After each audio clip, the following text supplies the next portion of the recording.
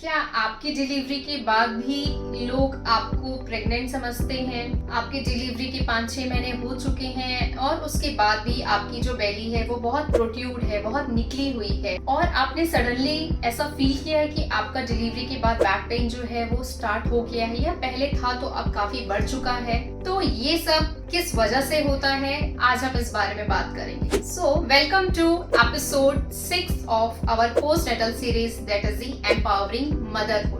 आज हम बात करेंगे एक ऐसी कंडीशन के बारे में जिसके बारे में बहुत लोग अवेयर भी नहीं है और बहुत लोगों को ये पता भी नहीं है कि ऐसी कोई बीमारी या ऐसी कोई कंडीशन भी होती है। सो आज हम बात करेंगे डायस्टेसिस रेक्टाई। डायस्टेसिस रेक्टाई एक ऐसी कंडीशन होती है जो कि प्रेगनेंसी एंड प्रेगनेंसी के बाद के पीरियड में होती है। बेसिकली इस कंडीशन में ये होता है कि ड्यूरिंग प्रेगनेंसी हमारी जो एब्डोमिनल मसल होती है, राइट साइड की, लेफ्ट साइड की एब्डोमिनल मसल और बीच में उनको कनेक्ट करने के लिए एक कनेक्टिव टिश्यू होता है जिसे हम कहते हैं लीनिया एल्बा। तो ड्यूरिंग द प्रेगनेंसी हमारे जो बेली एक्सपैंड हो रही है, हमारा जो वॉर्म है उसको सपोर्ट करने के लिए ये जो मसल्स हैं वो अपनी जगह से सेपरेट होती हैं। पर इन मसल्स में इतनी इलास्टिक प्रॉपर्टी होती है कि डिलीवरी के बाद वो वापस अपनी जगह पर आ जाती है। अब ये जो सेपरेशन होता है, ये जो एब्डोमिनल मसल अपनी जगह से सेपरेट हो रही है, वो प्रेगनेंसी में तो कॉमन है क्योंकि ग्रोइंग यूट्रस को सपोर्ट करने के लिए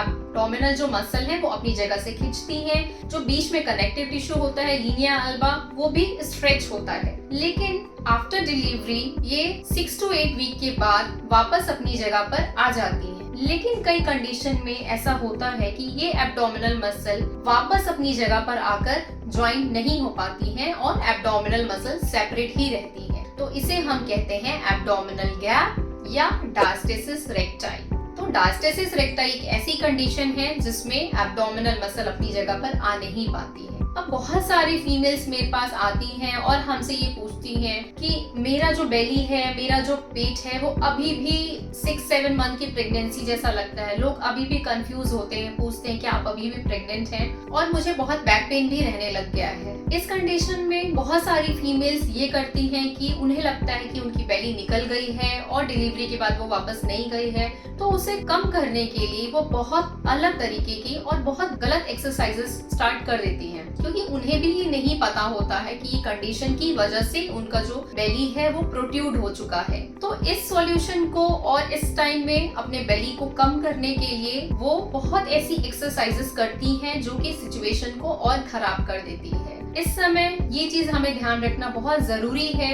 कि अगर हम पोस्टनेटल कोई भी एक्सरसाइज स्टार्ट कर रहे हैं तो एक्सरसाइजेस स्टार्ट करने के पहले आप एक फिजियोथेरेपिस्ट से अपना एब्डोमिनल मसल को चेक करवाइए कि आपके एब्डोमिनल मसल में भी सेपरेशन तो नहीं है, क्योंकि अगर आप सेपरेटेड स्टेज में आप एक्सरसाइजेस करेंगी तो वो आगे चल के सेपरेशन को और बढ़ा देगा। सो इस बारे में बहुत कम लोग जानते हैं। सो इसलिए हम इस बारे में डिटेल में आज बात कर रहे हैं कि ये क्या कंडीशन होती है और क्यों होती है। सो अब हम मिलेंगे आपसे नेक्स्ट एपिसोड में, हम इसी टॉपिक पे और बात करेंगे। आज हमने ये सीखा कि डायस्टेसिस रेक्टाई कंडीशन क्या होती है। So we will talk on the next episode about the treatment. इसका ट्रीटमेंट क्या है, इसकी कौन कौन सी स्पेसिफिक एक्सरसाइजेस हैं। So stay tuned with us. मिलते हैं नेक्स्ट एपिसोड में and please do subscribe and like our channel. Thank you and bye bye.